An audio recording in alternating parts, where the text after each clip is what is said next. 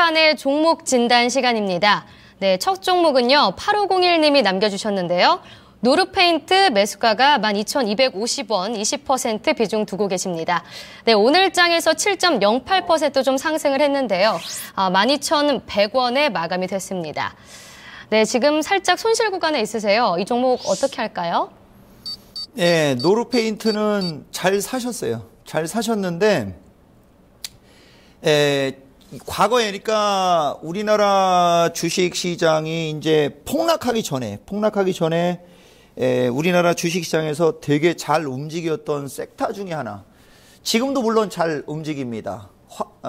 산업주, 산업재, 소재주, 그다음에 이제 리모델, 그다음에 이제 뭐 테마주가 많이 형성이 됐었어요. 근데 이제 주식이라는 거는 이렇게 한번 시장이 획가닥 해버리면은 예전에 잘 갔던 주식이라고 해서 다시 잘 가라는 보장이 없어요. 추세가 한번 무너지게 되면 그렇지가 않다는 얘기가 되는 거죠. 그러니까 우리나라 주식시장이 사이클이 지금 2015년도에 바뀐 겁니다. 예, 이 노르페인트 질문하신 분뿐만 아니라 이 종목이 종목진단 VIP 골수 애청자분들한테 이제 제가 말씀을 드리는 거죠. 시장은 항상 한쪽으로만 좋은 주식들 위주로만 올라갈 수가 없는 거고, 좋은 주식들이 잘 가다가도 중간중간에는 떨어져 나가야 돼요. 그리고 되게 나쁜 주식들, 뭐 내일 모레 그냥 뭐 막 내리꽂힐 수 있는 그런 주식들도 하루 이틀 정도는 이렇게 움직임이 좋고 이런 일이 벌어지다가 다시 폭탄 맞고 막 그렇게 되는 거거든요. 그래서 과거에 페인트 주식이라든가 그다음에 그 리모델 관련주 막 이런 주식들은 또다시 이전의 영광을 생각하시면 안 되겠다. 이런 의견을 드리는 거고, 노르페인트 주가가 상승 추세에서 어마무시하게 올라간 상태에서 쌍봉을 주고 죽었기 때문에, 그죠?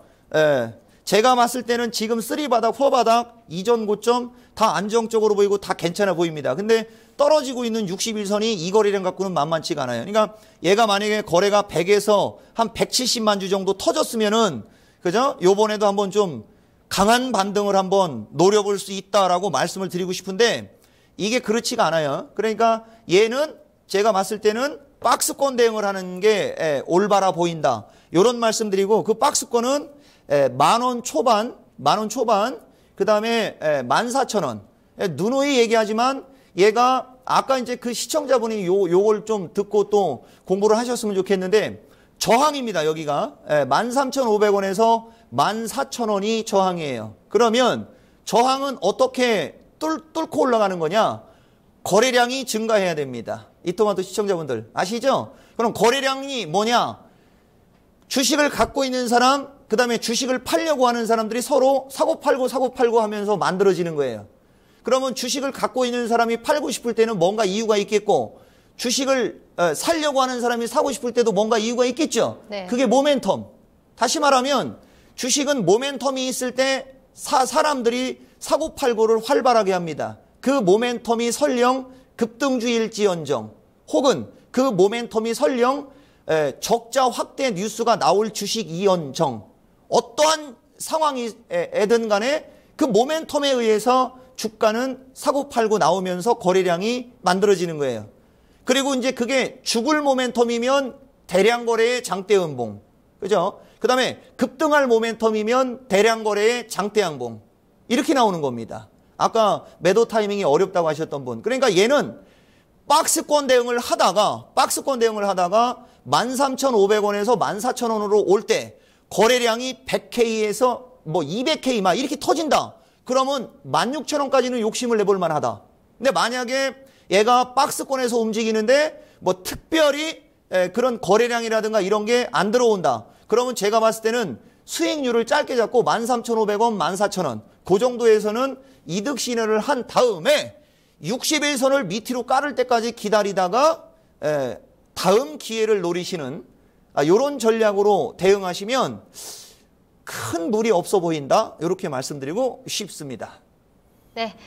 다음 종목도 진단해 보도록 하겠습니다. 6244님이 남겨주셨는데요. 현대건설 37,750원에 매수하셨고요. 20% 비중 두고 계십니다. 오늘 장에서 현대건설 1.37% 상승한 36,900원에 마감이 됐습니다. 네, 이분도 살짝 손실 구간에 있으신데요. 건설업종이 오늘 전체적으로 분위기가 안 좋았어요. 현대건설은 그럼 어떻게 봐야 하죠? 그러니까 이제 이런 거죠. 제가 현대건설 코드 번호가 000720이죠.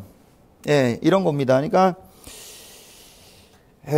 주식을 할 때 시장 파악이 얼마나 중요한지, 그죠? 주식은 잘하려면 아까 그 시청자분 그 할아버지한테 말씀을 드렸듯이 대형주는 그죠? 대형주는 주식시장하고 함께 하는 거예요. 그러니까 주식시장이 하락하고 주식시장이 폭락하면 대형주는 빠지는 거예요.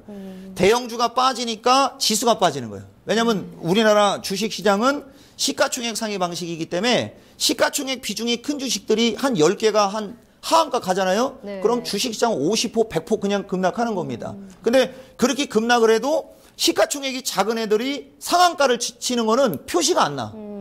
그러니까 어떻게 보면 대형주는 정말 주식하기가 되게 쉬운 겁니다. 대형주는 장이 급락을 해갖고 바닥일 것 같다. 그럼 사면 돼요. 그리고 적당히 올라가면 팔면 되고, 그 굳이 뭐 매매 스킬이 필요하거나 그러는 게 아니에요. 네. 근데 지금과 같은 시장에서 대형주는 잘못하다가는 개별주처럼 박살날 수가 있어요. 왜냐면은 여기 건설업에 관해서 한 코멘트를 드려보면 이게 뒷북이 아닙니다. 제가 이 토마토 사람들한테 밥만 먹으면 얘기한 게 바로 이 대목이에요. 자, 지금 주식시장의 화두는 긴축입니다. 맞죠? 금리 인상이야, 금리. 미국의 금리 인상으로 인해서 우리나라에서 외국인들 자금이 빠져나가면 어쩌지? 이것 때문에 이게 지금 세계 증시를, 그죠? 아우르는 하나의 팩트가 되는데, 금리와 가장 밀접한 관계를 갖고 있는 주식이 바로 건설주입니다. 그러면 지금 시점에서 건설주를 들어갈 때는 이건 각오를 하고 들어가야 되는 거예요. 제 말 무슨 말인지 이해가 가시죠? MC분은, 그죠? 네. 네. 지금 시점에서 건설주는 그걸 각오를 하고 들어가는 거죠. 그러니까 하이 리스크, 하이 리턴. 건설주는. 그 다음 두 번째, 그건 비단 미국이 금리 인상하는 문제이고 우리나라는 우리나라 자체적으로 사람들이 돈도 안 쓰고 아파트 팔리지도 않아. 그래서 예전에 아파트 그거 잘 팔리라고 그 건설 경기 부양하면서 엄청나게 부양을 많이 해줬어요. 근데 삼성 엔지니어링이 정통 건설주는 아니요. 그죠? 그러나 삼성 엔지니어링 같은 주식이 건설 섹터에 들어갑니다. 최근에 028050 삼성 엔지니어링 갖고 계신 분은 아마 지금 잠이 안 오실 거예요. 아마 전설의 고향 내 다리 내놔처럼 막 무서워갖고 막 잠자기가 무서운 상황으로 다 놓여지는 거죠. 이런 주식을 갖고 있으면 건설 섹터 실적 안 좋아, 하락 추세, 아무것도 이유도 없어. 그냥 단순히 그냥 가격 싸다고 해서 들어갔다가 적자 확대 뉴스에 핵폭탄 맞았죠. 같은 이치, 건설 섹터는. 그러니까 내가 이 토마토 사람들한테 건설 sek터는 웬만하면은 안 건드리는 게 좋으시다라는 얘기를 많이 드렸는데, 지금 이분 사실 가격이 37,750원 지금 단타 치러 들어갔잖아요. 봐봐. 이렇게 이런 주식을 갖고 단타를 치려면, 그죠? 좀 더 기대 수익률도 높고 좀 더 리스크가 작은 쪽을 갖고 선택을 했다면 정말 바람직한 주식 투자. 근데 이분이 낙폭과대, 그 다음에 너무 많이 빠져서 현대건설은 다른 건설주에 비해서 괜찮아. 나는 현대를 믿는 거야. 막 이런 식으로다가 매수를 하셨다면 제가 봤을 때는 용기에 박수를 드리는 게 아니고 이거보다 더 좋은 주식 더 많다. 이런 말씀 드리고, 건설 섹터는 제가 보는 것뿐만 아니라 다른 사람들도 다 마찬가지예요. 건설 섹터는 금리가 민감하게 움직일 때는 건설주는 안 건드리는 겁니다. 시청자 여러분, 그게 맞는 거예요. 그게 올바른 투자입니다. 그래서 현대건설, 그나마 지금 삼성 엔지니어링 폭탄 맞고 건설주들이 다 오늘은 지금 현대산업이 폭탄 맞았잖아요. 시청자분들 한번 보세요. 나 건설주잖아요. 그러니까 아까 그 시청자분 제가 얘기해드렸던 한전 KPS가 그런 이치가 되는 겁니다. 자, 현대산업개발 주택경기 부양하고 경기 부양으로 무지막지하게 올라갔습니다. 그죠? 이제 미국에서 유동성 축소하려고 해요. 금리가 이제 막, 그죠? 예. 그냥 폭탄 맞잖아요. 그죠? 아마 근데 대한민국에서 주식하는 사람들 중에 현대산업 오늘 단타 들어간 사람들 많을걸요? 아까 얘기했잖아. 그러니까 거래가 3,000K가 터지는 거죠. 그러니까 이종복이가 투자자분들한테 드리고 싶은 말씀은 뭐냐? 누울 자리를 보자. 누울 자리를. 그러니까 내가 접근을 했을 때 과연 리스크를 최소화하면서 기대 수익이 높으냐? 이걸 먼저 판단을 한 후 많이 빠진 주식을 사든지 잘 올라가는 주식을 사든지 하는 것이 대한민국 GDP 발전을 위해서 가장 좋다. 시청자 여러분, 그런 말씀 드리고, 건설주에서는 현대건설이 그나마 그죠? 물건이고 현대건설 무너지면 안 되니까 이게 그나마 지금 잘 버티는 거예요. 먼저 빠졌고 해서 역시 변함없이 박스권 대응. 그죠? 예. 34,000원, 그 다음에 42,000원. 근데 만약에 저라면 어떻게 하시겠습니까? 라고 MC가 물어본다면, 네. 물어보고 싶죠? 네. 저라면, 물어보고 싶죠? 예. 저라면 건설주는 FOMC가 지나고, 그 다음에 이제 우리나라 연말까지 지난 다음에, 그죠? 내년에 차라리 건설주를 보는 것이 어떻겠느냐.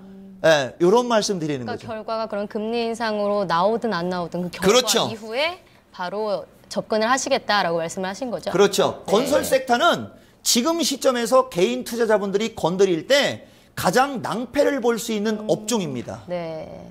건설 섹터가. 조선 섹터는 대우조선해양 때문에 좀 네. 흔들리는 게 많은 거고. 그러니까 그런 식으로 리스크가 분명한 리스크가 세상에 알려지면 그거는 체계적인 위험이 되기 때문에 얼마든지 피해갈 수가 있지만 도미노.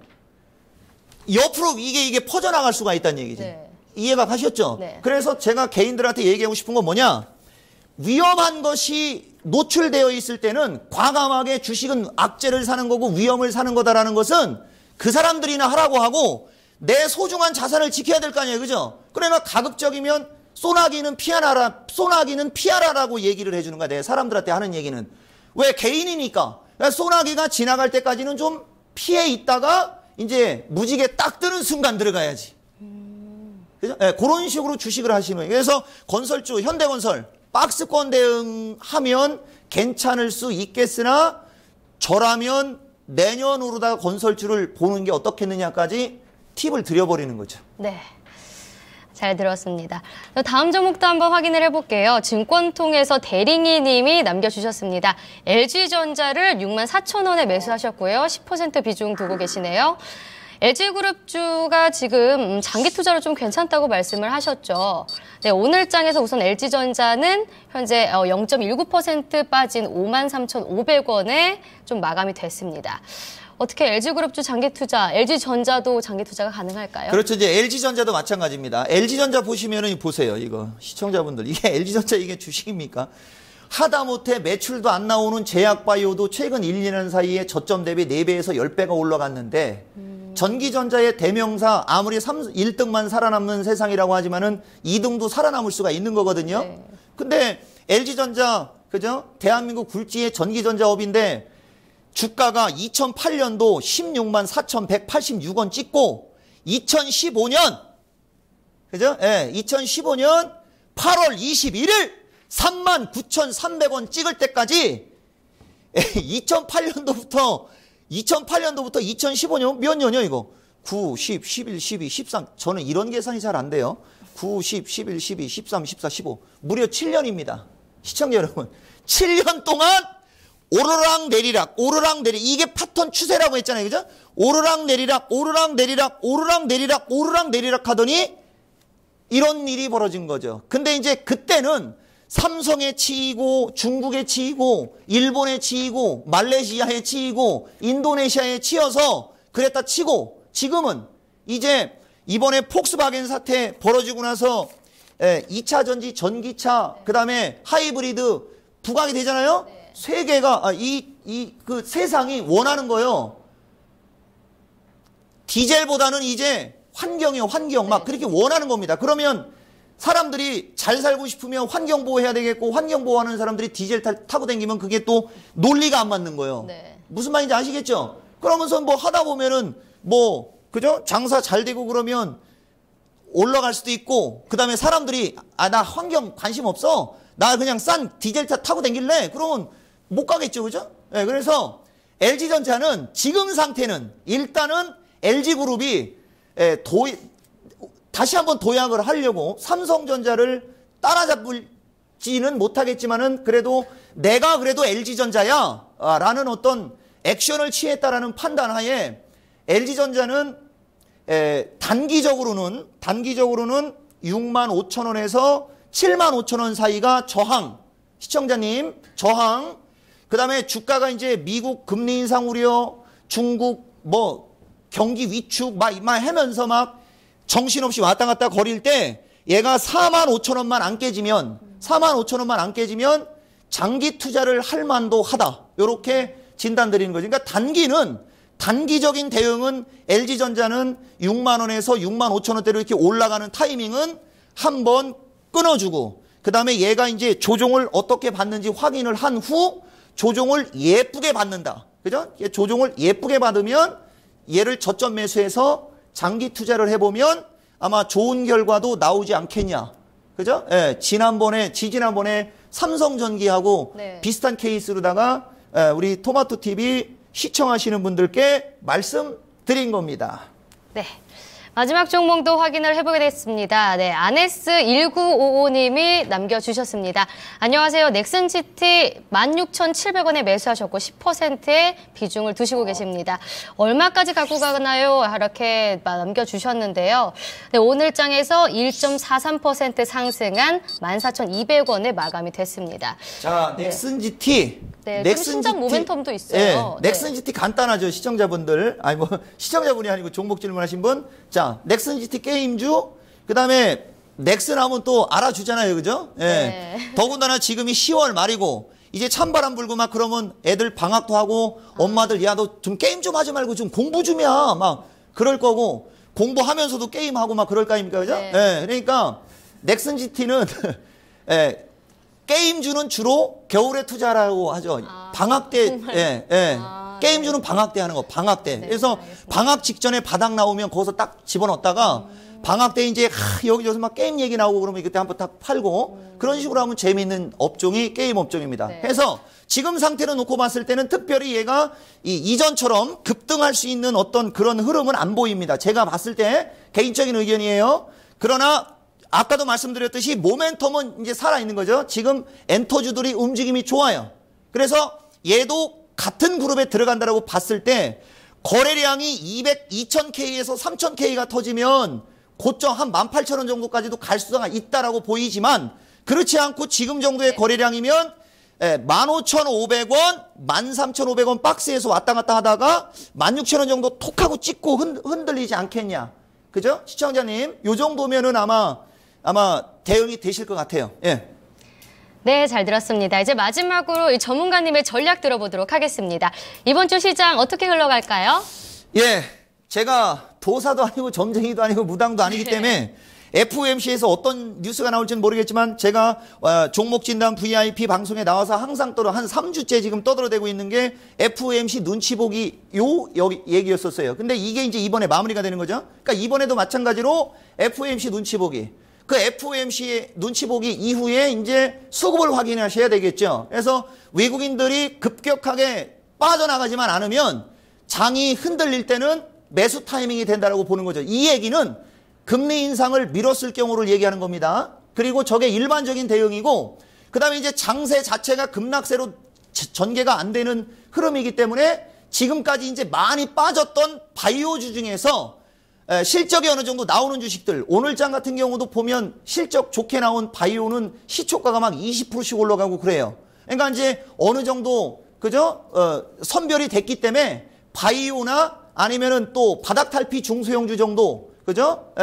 위주로 대응을 하시면 아마 좋은 결과가 나오지 않겠냐 싶습니다. 핵심 요점은 FOMC 이후에 외국인들의 대량 매도가 안 나올 경우, 그죠? 그거 하나만. 그러니까 그러니까 외국인들이 매도 안 하면 그냥 적당히 주스면 아마 수익이 날 겁니다. 뭘? 최근에 적당히 많이 빠진 제약주, 그죠? 그 다음에 이제 요새 돌아가는, 아까도 말씀드렸듯이 연말이면 IT는 연말 특수라는 게 있잖아요. 그죠? 그러니까 IT 부품이나, 그죠? 엔터테인먼트, 뭐 이런 거 그냥 하시면은 편안하게, 그죠? 소외받지는 않겠다 싶습니다. 네, 잘 들었습니다. 네, 남들이 잘 모르는 이 제약바이오주들도 잘 찾으셔서 좀 매매하셨으면 좋겠네요. 네, 그럼 전문가님 오늘도 잘 들었습니다. 네, 프리미엄 종목 상담 VVIP 오늘 여기까지입니다. 안도랠리를 보이고 있는 코스피 지수가 박스권을 돌파할 수 있을지 내일도 좀 장이 궁금한데요. 이번 주에 또 FOMC 회의, 또 일본 금융통화정책회의, 글로벌 이슈들이 또 굵직하게 있으니까요. 그 흐름 잘 살펴보셔야 할 것 같습니다. 그럼 오늘 여기서 인사드리겠습니다. 시청해주신 여러분 모두 고맙습니다.